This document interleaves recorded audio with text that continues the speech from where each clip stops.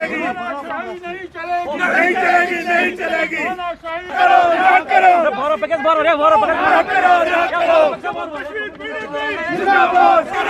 करो, सियासी कैदियों को रिहा करो, रिहा करो। आम Jammu Kashmir People's Democratic party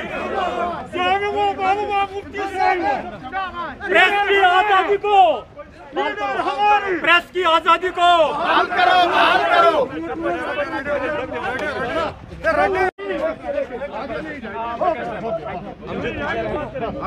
देखिए, आज का जो प्रोटेस्ट है ये मौजूदा सरकार जो दिल्ली में है, बीजेपी की सरकार और यहाँ की एडमिनिस्ट्रेशन, एलजी एडमिनिस्ट्रेशन, उसके खिलाफ है। क्योंकि यहाँ एक तो प्रेस की आज़ादी को सलब किया जा रहा है, मुलाजिमों के खिलाफ केसेस लगा के उनको बरतरफ किया जा रहा है, झूठे केसों में फंसा के उनको बरतरफ किया जा रहा है। यहाँ आंगनवाड़ी हेल्पर जो पिछले 20 साल से यहाँ पे काम कर रहे थे उनको निकाला जा रहा है।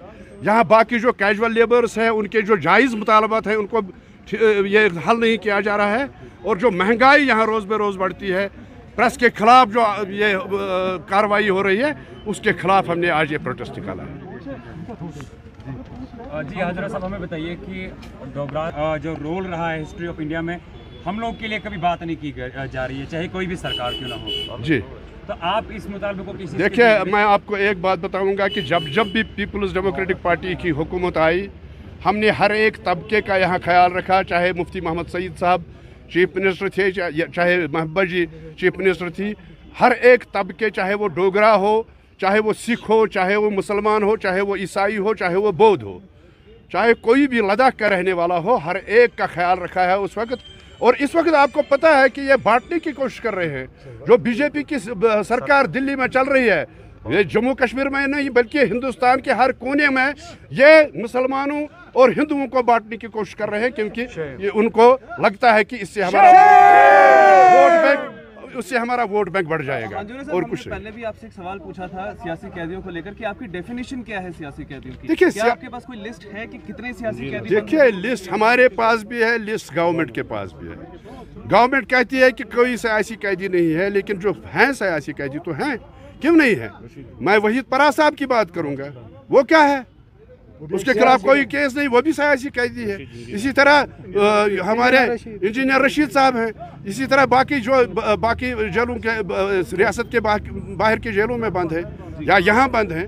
हम यही कहते हैं, लोग इनसे, सरकार से यही मुतालबा करते हैं कि उनको रिहा किया जाए। तो इसमें बुरी क्या बात है? पहले भी इस पर रिएक्शन आ चुके हैं। ऑनरेबल लेफ्टिनेंट गवर्नर कह चुके हैं कि जिस भी शख्स के खिलाफ केस है वो कोई भी हो, चाहे पॉलिटिशियन हो या कुछ भी हो, क्रिमिनल केस के साथ जो लोग लगे हैं उनको रिहा नहीं किया जाएगा। तो नहीं, क्रिमिनल केस की हम बात नहीं कर रहे हैं। हम बात कर रहे हैं कि पॉलिटिशियन जो हैं, पॉलिटिकल लीडर जो हैं, उनसे बदला लिया जा रहा है।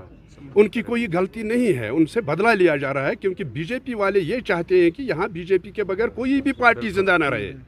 वो उसके लिए कोशिश कर रहे हैं। लेकिन मैं उनको बताना चाहता हूँ कि पीपल्स डेमोक्रेटिक पार्टी आखिरी दम तक इसके खिलाफ लड़ेगी।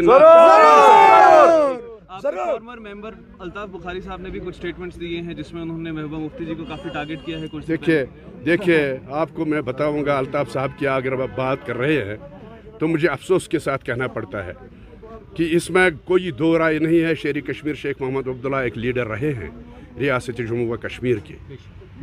मैं बदतमीज़ी से उनका नाम लूँ, ये शोभा नहीं देता है किसी लीडर को। और उसके अलावा उसने हमारी महबूबा जी पर भी कुछ ताने कसे हैं, कुछ तनज़ किए हैं। लेकिन अफसोस की बात यह है कि कल तक वो इसी PDP का हिस्सा था। इसी पीपल्स डेमोक्रेटिक पार्टी की सरकार में वो एक मिनिस्टर था। सेल्फ रूल जब हमने बनाया तब भी वो पार्ट था PDP। तो आज वो कह रहा है सेल्फ रूल क्या है, ऑटोनॉमी क्या है, वो क्या है, ये क्या है। मुझे अफसोस के साथ कहना पड़ता है कि ये उनकी फ्रस्ट्रेशन है। क्योंकि आज उनको पता चला है कि पीपल्स डेमोक्रेटिक पार्टी मैदान में आई है।